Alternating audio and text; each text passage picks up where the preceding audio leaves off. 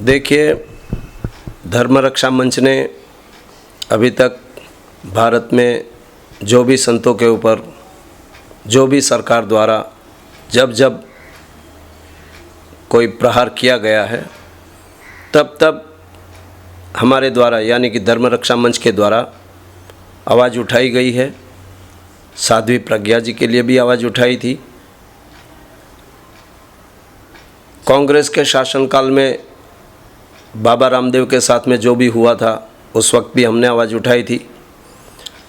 आज के दौर में संत श्री आसाराम जी बापू के साथ में जो भी हो रहा है, इसके भी खिलाफ हमने आवाज़ उठाई है और आगे भी उठाते रहेंगे। इसके लिए हमने बड़ौदा, गुजरात में, अहमदाबाद में, दिल्ली में, मुंबई वगैरह ऐसे अन्य शहरों में कई बार धर्म सभाओं का आयोजन किया है। आगे भी इस प्रकार से हम लोग आवाज़ उठाते ही रहेंगे,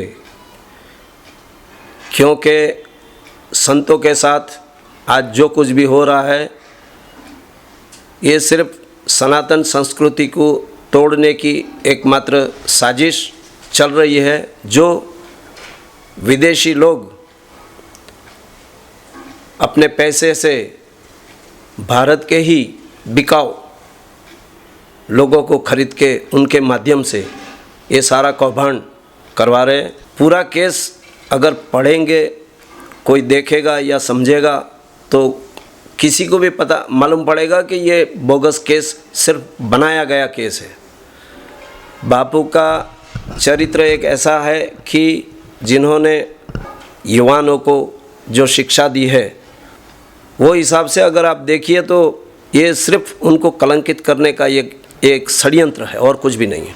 मैं यूँ कहूँगा कि ये पॉक्सो नाम का जो एक्ट कांग्रेस के शासन में जो बनाया गया था, ये सिर्फ और सिर्फ बापू को फंसाने के लिए ही बनाया गया था, क्योंकि वही एक्ट के तहत तरुण तेजपाल के ऊपर भी पॉक्सो एक्ट लगा था। परंतु जब बात आई तरुण तेजपाल की तो उसको रिहा कर दिया गया, बरी कर दिया गया।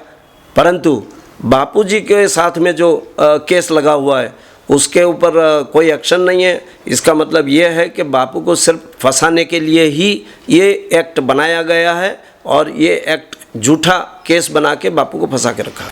जैसा ये सरकार की नीति है, उससे तो साफ यही दिखता है। जैसा कि हमने देखा था कि साध्वी प्रज्ञा जब जेल गई थी तो स्वस्थ थी, तंदुरुस्त थी।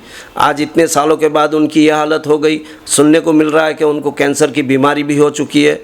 उनके साथ में क्या क्या हुआ है, ठीक इसी प्रकार से ये लोग भी वही करने जा रहे हैं कि बापू को किसी तरह से जेल में रख के किसी तरह से अपाहिज कर दिया जाए और बापू के शरीर के साथ में किसी तरह से खिलवाड़ किया जाए, किसी तरह से बापू के शरीर को ख़त्म किया जाए। यही इनकी साजिश है। और इसके लिए मैं चाहता हूँ सारे भारत के संत समुदाय और नेता लोग, अभिनेता लोग, जो भी लोग हैं, वो सामने आए, आगे आए और इस सनातन संस्कृति ऊपर हो रहे प्रहार के खिलाफ आवाज़ उठाए।